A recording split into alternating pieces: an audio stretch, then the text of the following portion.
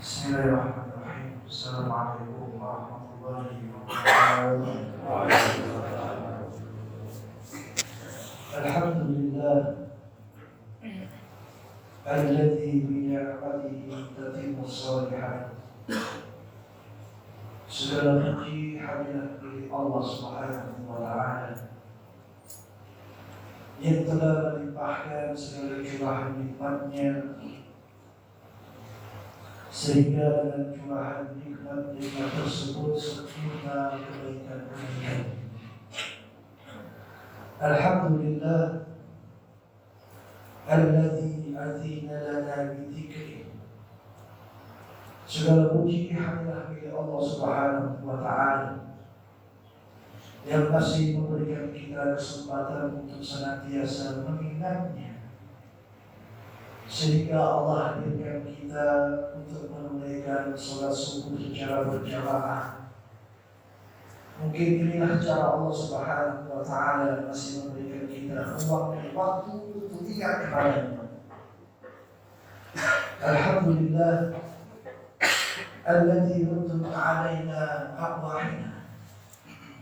Segala puji hanya milik Allah Subhanahu wa taala yang masih mengembalikan ruh kita, sehingga pada pagi hari ini Allah Subhanahu wa taala izinkan kita untuk menikmati kehidupan dunia.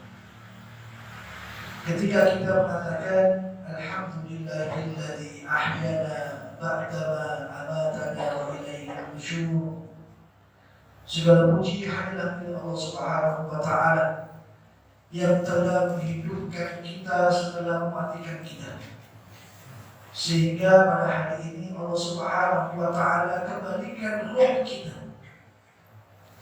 Setelah tadi malam kita terlelap dalam tidur kita, Allah angkat nyawa kita atas izin Allah Subhanahu wa taala. Allah masih sayang kepada kita, sehingga Allah Subhanahu wa taala hidupkan kita sehingga kita bisa berkumpul dalam keadaan sehat walafiat.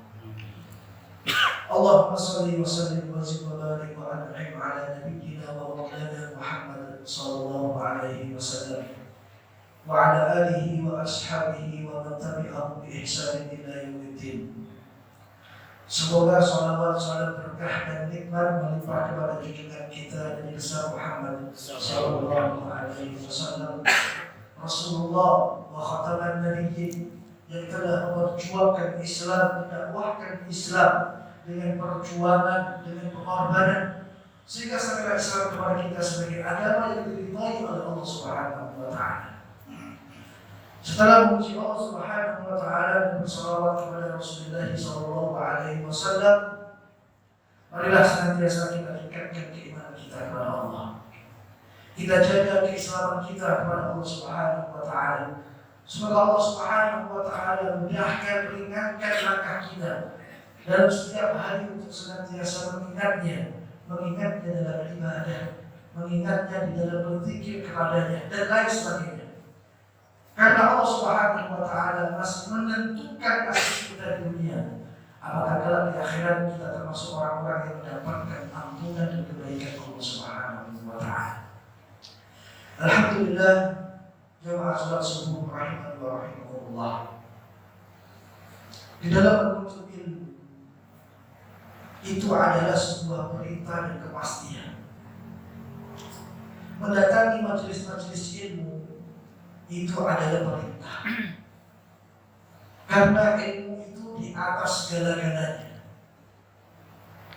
Mampunya dan baiknya kita sholat itu karena ilmu. Baik dan bagusnya kita bermuamalah itu karena ilmu. Ingatnya kita kepada Allah juga karena ilmu. Ketika kita mengikuti petunjuk Rasulullah itu juga karena ilmu. Dan apa jadinya kalau orang beriman pada dirinya tidak ada hiasan-hiasan ilmu? Apa kata Allah Subhanahu wa taala? Cara Allah Subhanahu wa taala membedakan kita dengan orang kafir. Ketika kita dikasih telinga oleh Allah, kita mampu untuk mendengarkan sesuatu yang baik dari Allah. Ketika Allah Subhanahu wa taala hadirkan mata kita sehingga kita bisa memakan hal-hal yang dihalalkan oleh Allah. Ketika kita mempunyai hati, Allah Subhanahu wa Ta'ala gerakkan hati kita untuk senantiasa mendatangi seruan Allah Subhanahu wa Ta'ala. Tapi tidak bagi orang-orang kafir.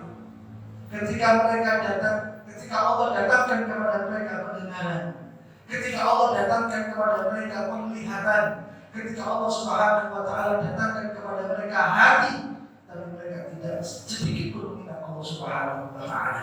Apa kata Allah Subhanahu wa Ta'ala? Ulaika kal an'am. Orang-orang kafir itu seperti binatang. Kata Allah dalam Al-Quran, bal hum adall. Bahkan mereka lebih rendah daripada binatang-binatang ternak. Na'udzubillah min dzalik. Jadi Allah Subhanahu wa Ta'ala ingin mengangkat derajat hambanya yang beriman, percaya dan yakin kepada Allah Subhanahu wa Ta'ala. Sehingga dalam menuntut ilmu, marilah kita kuatkan hati kita. Ketika kita hadir di majelis ilmu seperti pagi hari ini, marilah kita manfaatkan untuk kebaikan akhirat kita. Kita ini sudah lelah dengan dunia, capek dengan dunia. Padahal jika seseorang mengejar dunia, padahal kemampuan dan kekuatan dia terbatas kepada dunia. Dan padahal dunia adalah sesuatu yang akan ditinggalkannya, dan mereka akan menghadap Allah. Tidak ada kematian setelah kehidupan. Jamaah sekalian rahimani wa rahimakumullah, di dalam menuntut ilmu ada dua hal, ada dua perkara yang harus kita hindari supaya kita mendapatkan keberkahan ilmu itu sendiri. Berapa kali satu minggu kita ngaji? Berapa kali satu pekan kita menghadiri majelis ilmu? Berapa kali satu bulan kita hadir untuk mengingat Allah dan Rasulnya dan belajar ilmu dan petunjuknya? Mungkin sebaliknya, kita tidak pernah meluangkan waktu untuk belajar petunjuk Rasulullah SAW. Makanya ada dua hal yang harus kita perhatikan supaya kita mendapatkan keberkahan ilmu di setiap duduknya kita di majelis ilmu. Karena ilmu yang akan memperindah, mempercantik diri kita sebagai hamba Allah Subhanahu wa Ta'ala. Tidak ada hiasan-hiasan yang mampu menghiasi umat manusia hamba Allah kecuali melebihi keindahan ilmu yang ada pada dirinya. Apa dua hal itu, Bapak dan Ibu sekalian rahimani wa rahimakumullah? Para ulama mengatakan, fa'innahu la yanalu ilma ajulun wa malulun abadan. Sesungguhnya ilmu itu tidak bisa didapatkan dengan dua perkara. Yang pertama adalah ajulun. Kalau kita menuntut ilmu, jangan terburu-buru. Karena sifat terburu-buru ini dibenci oleh Allah Subhanahu wa Ta'ala. Karena seseorang untuk menuju kebaikan itu berproses. Makanya ilmu ada tingkatan-tingkatannya. Dan kita terus dianjurkan, diperintahkan oleh Allah untuk cinta kepada ilmu. Karena dikatakan, fa'innahu la yanalu ilma ajulun. Ilmu itu tidak akan sampai, tidak akan bisa dipahami oleh orang yang memiliki hati keterburu-buruan. Sehingga para ulama mengatakan, fal'ajalatu sababun. Maka keterburu-buruan itu merupakan sebab dari kita. Orang itu mutung di tengah jalan. Kalau kita menuntut ilmu terburu-buru, kapan selesainya ngaji lagi, kapan selesainya pengajian lagi. Memang kita ini diproses oleh Allah. Ibadah itu tidak hanya ibadah-ibadah yang makbul. Ibadah itu tidak sebatas yang kita kenal. Ibadah itu bukan hanya sholat. Ibadah itu bukan hanya zakat. Ibadah itu bukan hanya berkurban pada hari kurban. Ibadah itu bukan hanya haji dan umrah. Ibadah itu macamnya banyak. Bagaimana kita akan mengenal ibadah ibadah kalau kita tidak punya ilmu. Makanya kita diproses oleh Allah secara pelan, secara baik untuk memahami petunjuk Rasulullah SAW. Orang yang terburu-buru mencari ilmu, sesungguhnya dia memutuskan proses untuk belajar, memutuskan proses untuk ngaji. Kadang-kadang cuma potong. Yang kedua adalah malurun, yaitu sifat cepat bosan, yang tidak mendatangkan keberkahan ilmu itu sifat cepat bosan, gak betah dia di majelis ilmu, seakan-akan dia terbayang-bayangi oleh dunianya, seakan-akan dia terus dihantui oleh pekerjaannya, seakan-akan dia terus diikuti oleh ketakutan dan kekhawatirannya tentang profesinya, seakan-akan terus dia ditakuti oleh keadaan keluarganya. Kapan dia ingin menuntut ilmu? Padahal hakikatnya kita diciptakan Allah ini untuk ibadah. Wa ma khalaqtul jinna wal insa illa liya'budun. Dan seseorang sebaik-baiknya mereka melakukan ibadah, tentunya ibadah yang diikuti dengan ilmu. Gak bisa, kita itu bisa sholat. Memang dalam Al-Quran Allah tidak menjelaskannya secara rinci. Hanya perintah saja kita diperintahkan untuk sholat. Tapi bagaimana wudhunya, bagaimana sujudnya, bagaimana iktidalnya, bagaimana duduk di antara dua sujud, bagaimana salamnya, dan apapun doanya. Kalau kita punya ilmu, kita tidak mungkin bisa melakukan. Apa kata Rasulullah SAW? Sallu kama ra'aitumuni usolli. Sholatlah kalian sebagaimana kalian melihat aku sholat, kata Rasulullah. Dan kita tidak pernah bertemu dengan Nabi Muhammad, kita tidak pernah berjumpa dengan Nabi Muhammad, kita tidak satu zaman dengan Nabi Muhammad. Tapi Nabi Muhammad katakan, sholatlah kalian wahai umatku sebagaimana kalian melihat aku sholat. Bagaimana cara kita melihat Rasulullah sholat? Fa'alaihi bil ilmi. Itu sebuah ada dengan ilmu. Maka orang menggunakan syariat umroh, orang menggunakan syariat haji, padahal masing-masing dalam ibadah itu ada manasiknya. Kapan dia harus tawaf, kapan dia harus sa'i, kapan dia harus tahallul. Ketika haji, kapan dia harus mulai as-subut, berdiam diri di Mina, kapan dia harus bertolak ke Arafah, kapan dia harus lagi bertolak ke Musdalifah. Setelah itu apa yang dia lakukan, keterkaitan ajaran-ajaran manasik Rasulullah dengan lempar jumroh dan tawaf setelahnya. Gak mungkin kita bisa melakukan umrah dan haji secara benar kalau tidak mengikuti ilmu Rasulullah SAW. Semua itu ada ilmunya, gak mungkin ada ilmunya. Jangan ingin ibadah sendiri, gak bisa. Semua sudah ditata dan diatur oleh Allah dan Rasulnya. Makanya kalau ngaji itu jangan cepat bosan. Kita ini 1 kali 24 jam untuk mencari dunia itu totalitas. 1 kali 24 jam. Kalau urusan dunia dan urusan kerja, kita mau untuk capek, mau untuk capek. Berangkat pagi pulang malam. Sesungguhnya orang bekerja 8 jam dengan 24 jam itu sama hasilnya. Sekalipun Anda menambah waktunya, melamakan waktunya untuk bekerja, hasilnya sama sebenarnya. Itulah ketentuan rezeki yang diberikan oleh Allah Subhanahu wa Ta'ala.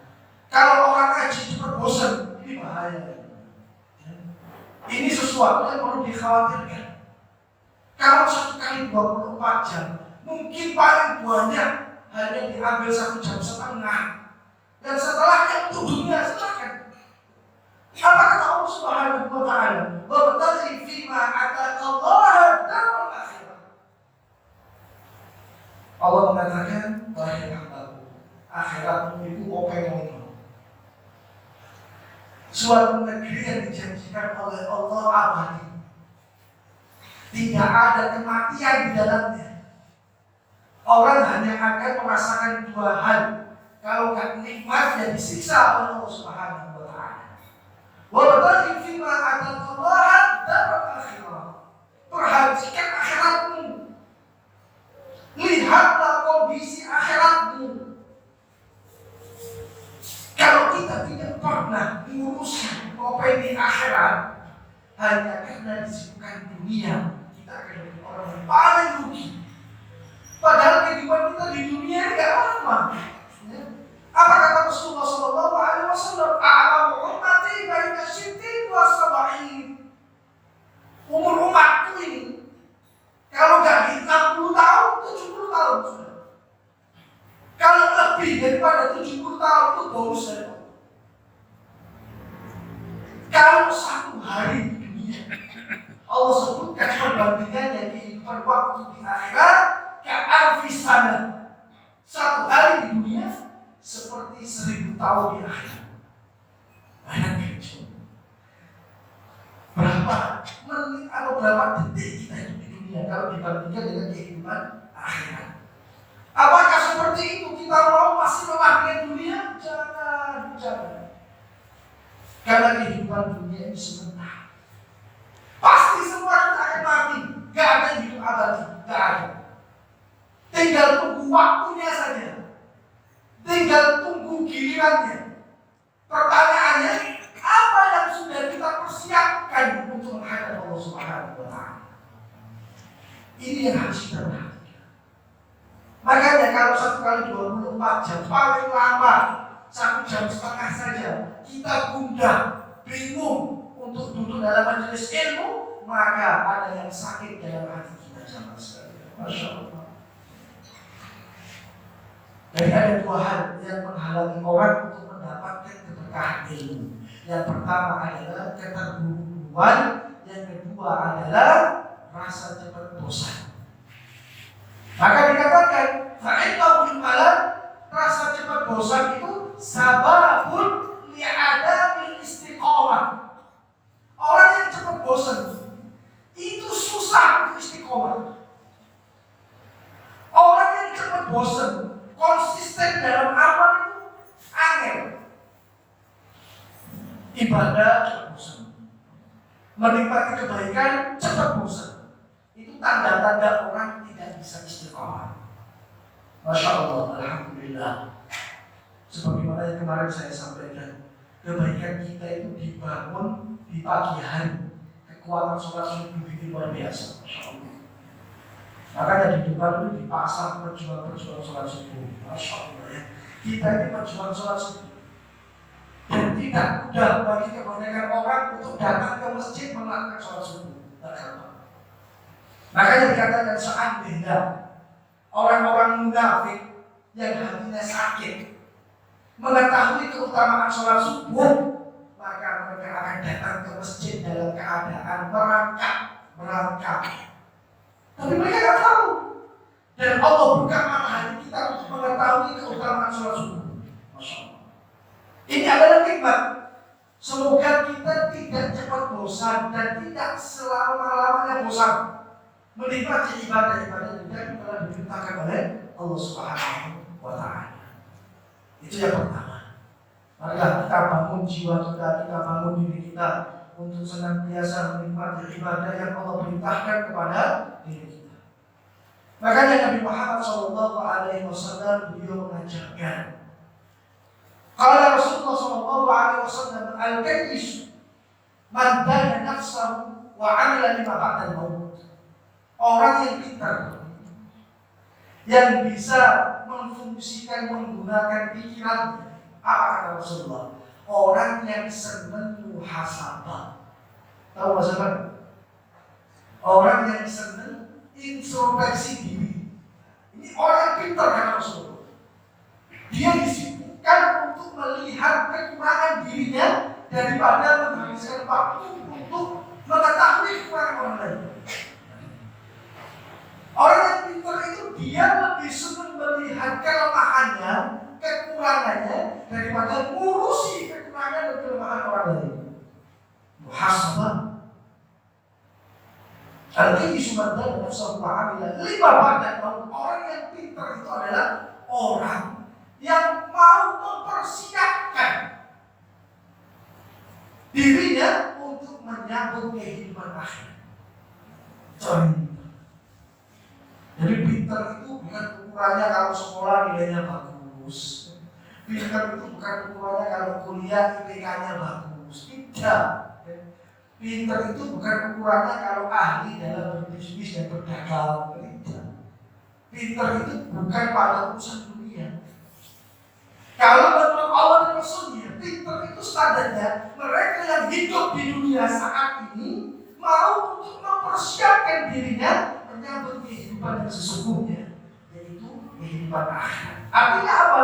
Artinya dalam amal dunia ini tempat untuk beramal, bukan tempat untuk main-main, bukan tempat untuk menikmati segala-galanya, bukan. Dunia ini adalah tempat kita untuk beramal. Makanya orang yang pintar, orang yang cerdas adalah orang yang di dunia mereka banyak beramal, karena dunia memang tempat untuk beramal, dan amal itu akan mereka ambil kebaikan yang kelak di akhirat. Inilah orang yang paling pintar kata Rasulullah SAW. Sehingga pada pagi hari ini marilah kita kenal ada 4 hal. Saya sampaikan secara cepat saja kalau mungkin waktunya. Ada 4 hal ini penting, Pak. Dan Ibu sekalian. Ada 4 hal yang perlu kita lakukan di dalam muhasabah kita. Mungkin 4 hal ini sesuatu yang kita anggap remeh. Mungkin 4 hal ini sesuatu yang kita anggap biasa saja. Tapi menjadi perhatian besar di dalam ajaran Islam.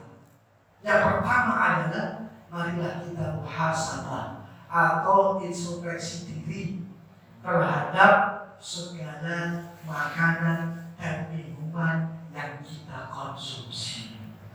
Kenapa kita sampaikan ini ya? Karena kebaikan orang itu tergantung apa yang dia makan, apa yang dia minum, apa yang segala-galanya dia masukkan ke dalam tenggorokan dan diproses oleh perutnya sehingga dia menjadi daging dan darahnya. Yang perlu kita perhatikan, dan dalam setiap hari kehidupan kita ini, perhatikan apa yang kita konsumsi. Ini penting, ini menjadi sebuah perhatian. Sehingga ya, energi, kekuatan yang dihasilkan oleh sesuatu yang kita makan ini bisa kita manfaatkan untuk ketaatan kepada Allah Subhanahu wa Ta'ala. Selama apa yang dia dapat dengan cara yang halal, selama apa yang dia dapat dengan cara yang thayyib, yang baik, maka dari apa yang dia makan itu akan menghasilkan energi positif dan dia akan menjadi orang yang produktif. Hati-hati.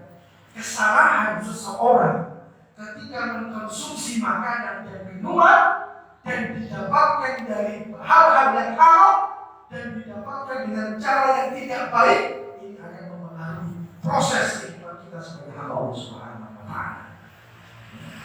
Makanya Rasulullah SAW itu pernah beliau tidak tidur semalaman. Kenapa? Karena ada sebab.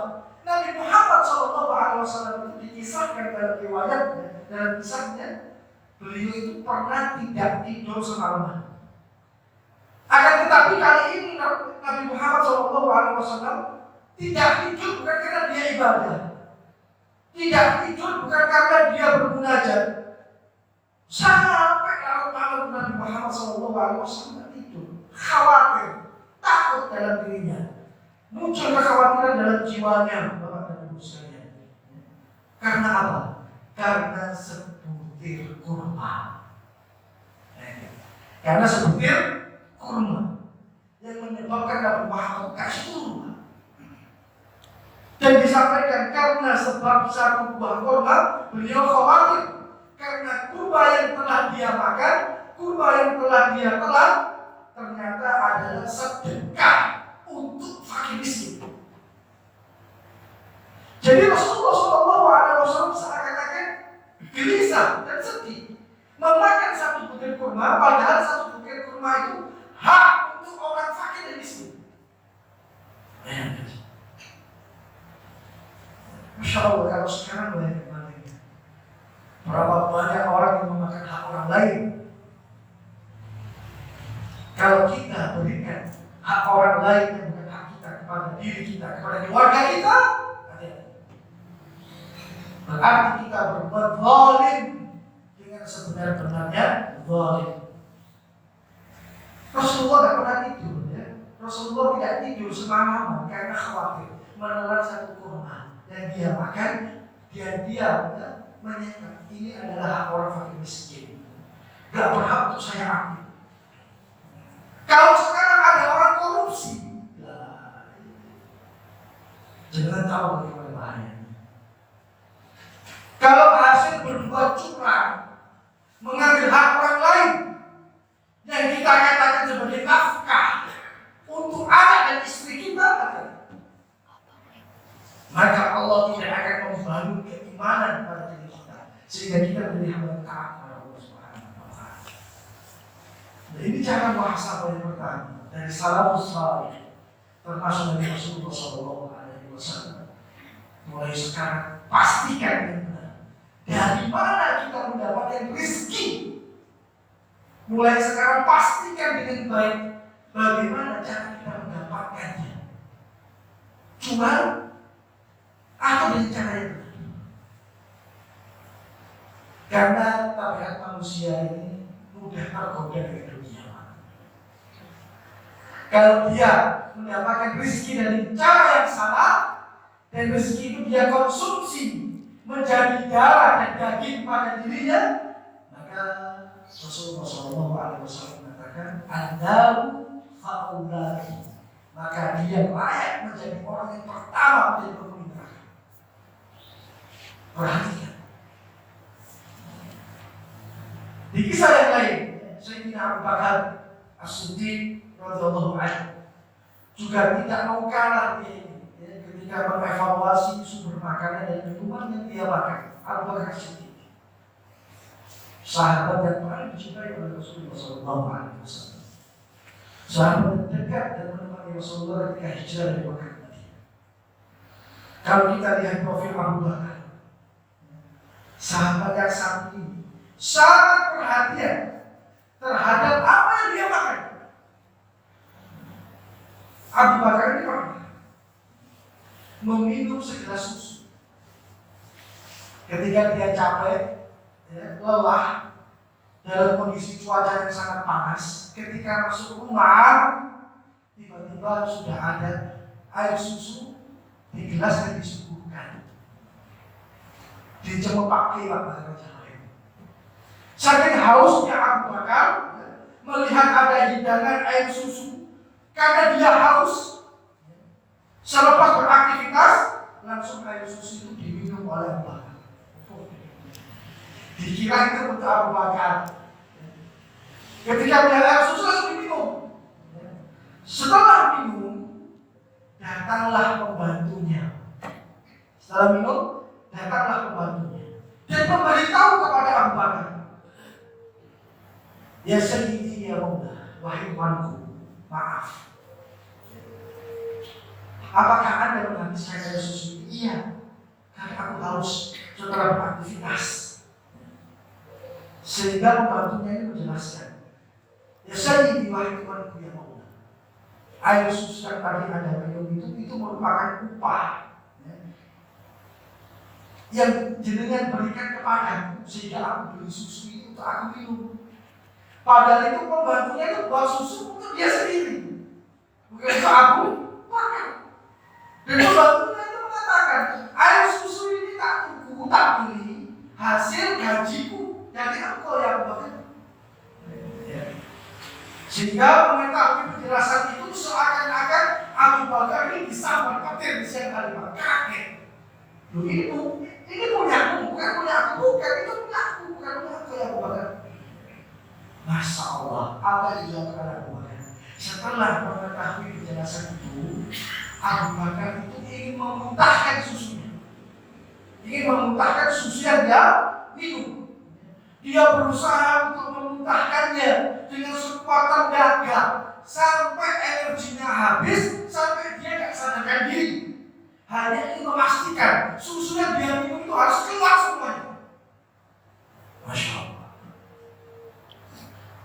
Dan Abu Bakar mengatakan, seandainya aku harus menebus nyawaku untuk mengeluarkan air susu itu, aku akan lakukan.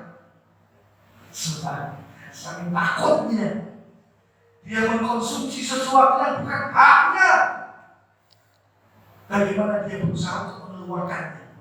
Dan dia mengatakan, seandainya nyawaku taruhannya untuk mengeluarkan air susu ini, akan aku lakukan. InsyaAllah. Sehingga Rasulullah SAW bersabda, setiap daging dan darah yang tumbuh dari makanan yang haram, maka api neraka lebih panas untuknya. Muhasabah kita yang pertama, kalau kita ingin meneladani salafus saleh, perhatikan makanan dan minuman yang kita konsumsi. Bisa jadi Pak, bisa jadi doa kita tidak mungkin dikabulkan sama Allah. Mungkin kita salah mengkonsumsi sesuatu yang kita makan. Bisa jadi doa kita tidak dikabulkan oleh Allah di dunia ini karena kita mengkonsumsi sesuatu yang salah. Bagaimana dia ingin berdoa kepada Allah, minta doanya dikabulkan, padahal dia memakan sesuatu yang haram. Makanannya haram, pakaiannya haram, jamnya haram, pecinya haram. Dia dapatkan dari sesuatu yang haram. Bagaimana dia dikabulkan doanya oleh Allah Subhanahu wa Ta'ala? Ini bukan hal yang sederhana. Ini hal yang penting untuk kita perhatikan. Marilah kita belajar qanaah bil qalil, legowo dengan yang sedikit dari rezeki dunia. Yang penting yang sedikit itu bisa mencukupi kebutuhan kita. Yang sedikit itu jelas-jelas dihalalkan dan dititipkan oleh Allah Subhanahu wa Ta'ala. Tidak usah cari yang banyak. Kalau cari yang banyak tapi dengan jalan yang salah, buat apa? Nggak usah ya. Banting tulang keras keringat, cari yang banyak. Kalau yang banyak didapat dengan cara yang salah, karena ini akan menimbulkan efek samping pada diri kita setelah Allah Subhanahu wa Ta'ala. Yang kedua adalah muhasabah kepada perbuatan kita. Kalau tadi makanan, kalau sekarang perbuatan kita. Terkadang sikap kita, ucapan kita, tindak tanduk kita ini berakibat fatal, baik kepada diri kita sendiri atau kepada orang lain. Disadari bukan disadari, itu mungkin terjadi. Kita sering jatuh di dalam kesilapan dan kesalahan, akibatnya orang lain tidak tahu apa-apa bisa bergerak getahnya. Makanya kita kan hidup bermasyarakat, hidup bermasyarakat itu ya punya ungkapan. Hidup bermasyarakat ini paling tidak tahu bagaimana cara membangun keharmonisan hidup bermasyarakat.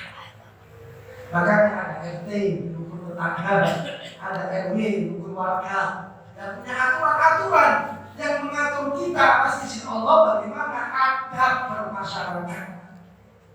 Karena tidak tahu kita, sikap kita, ucapan kita ini diperhatikan oleh. Jadi jadilah penerang di antara masyarakat yang lain, seakan-akan memang benar kau adalah pilihan Allah Subhanahu wa Ta'ala yang bisa memberi manfaat.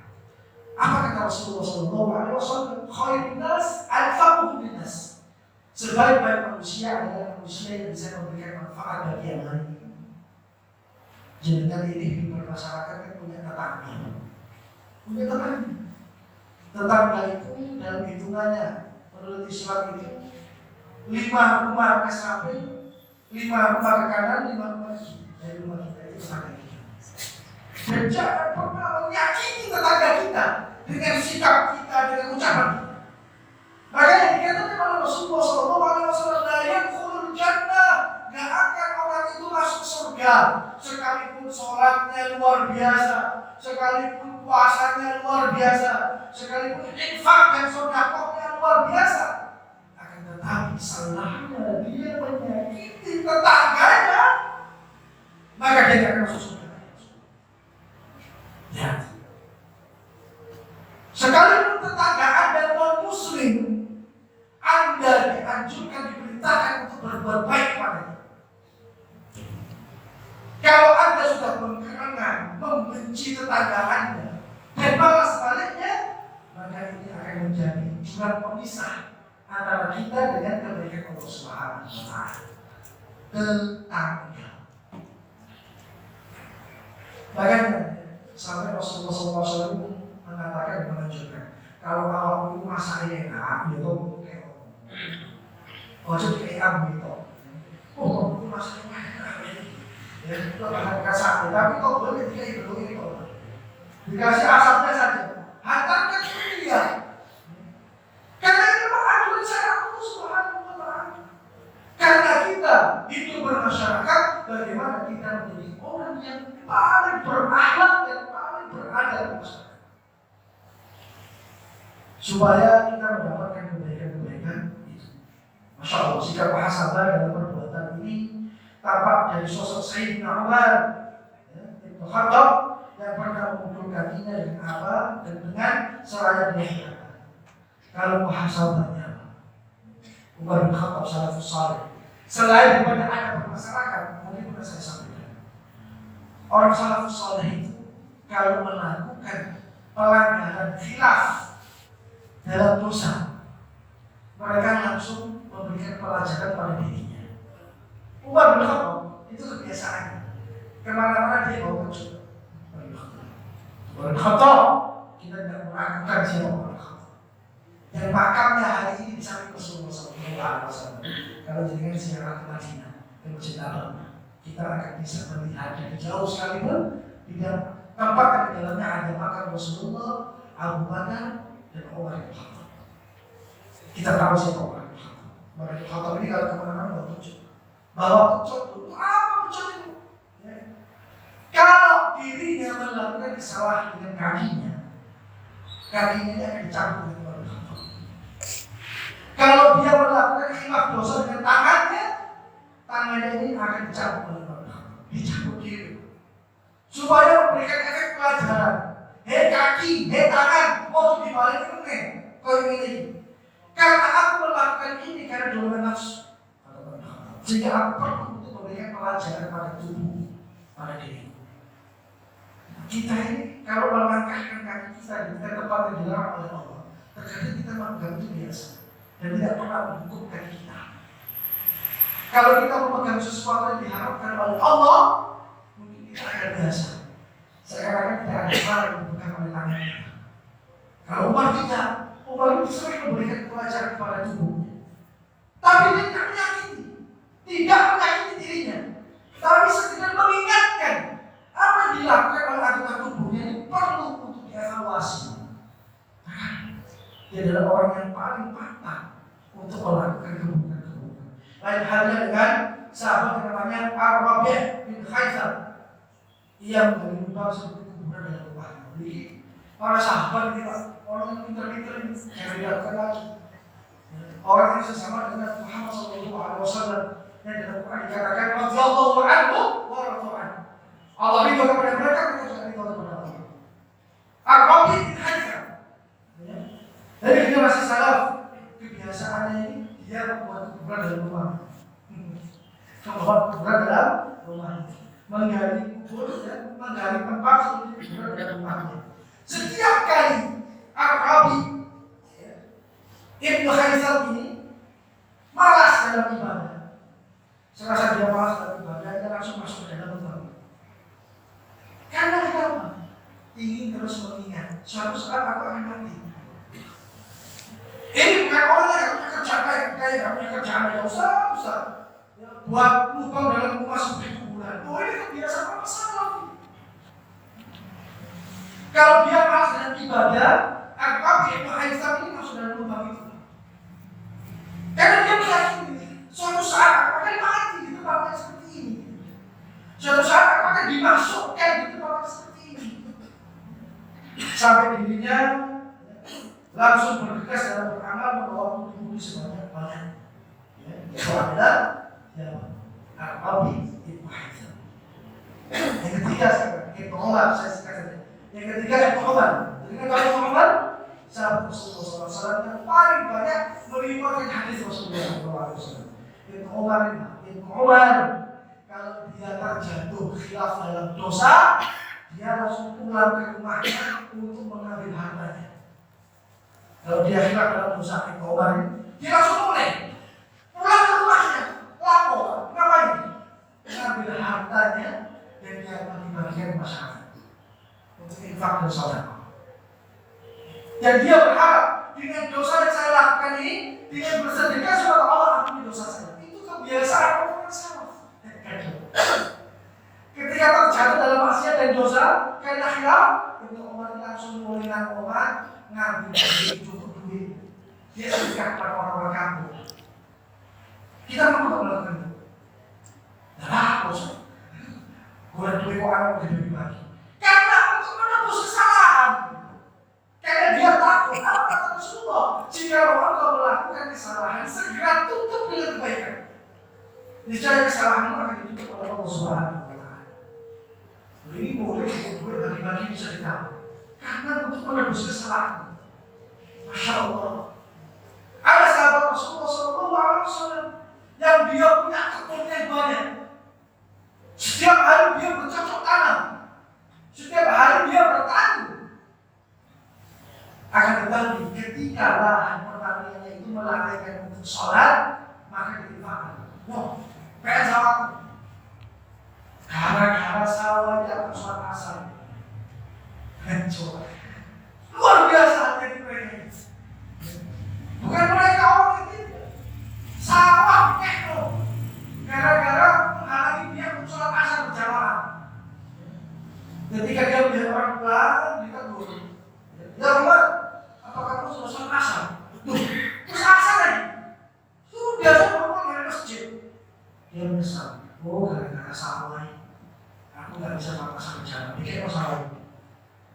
Kita tidak akan bisa melakukan itu kecuali orang-orang yang tahu akan hakikat sesungguhnya bahwa kebaikan itu ada di akhirat dan dunia. Masya Allah.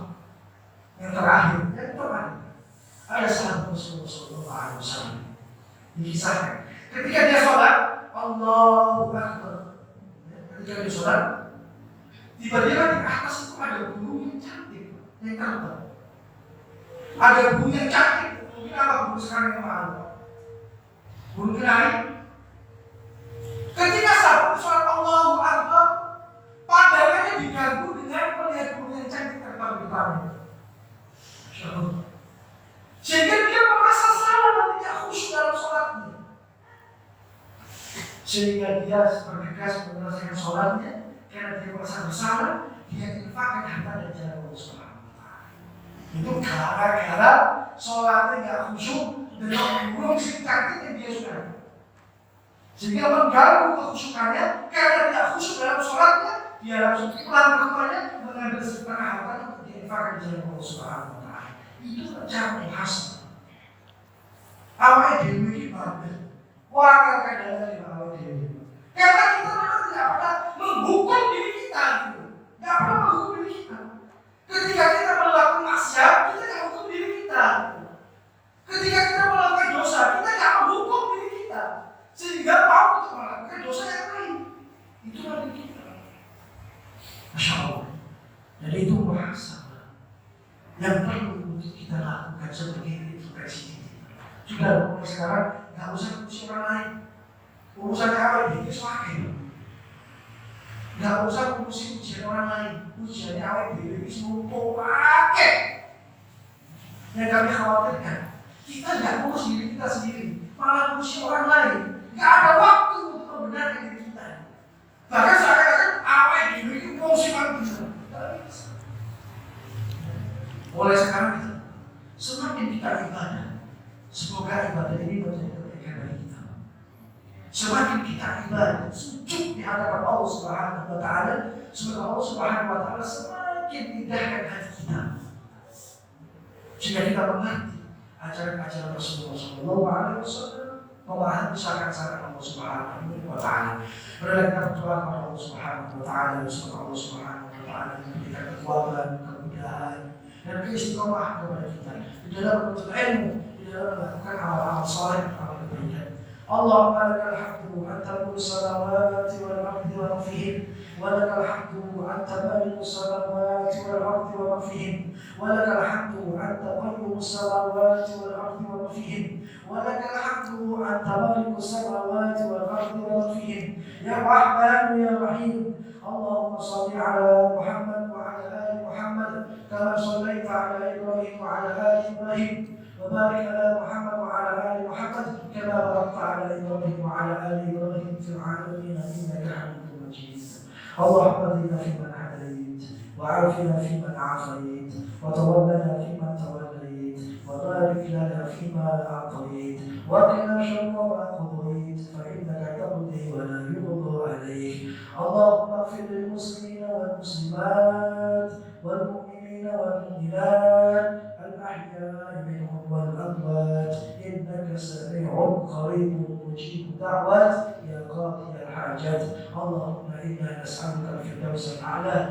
اللهم أعنا على ذكرك وشكرك وحسن عبادتك.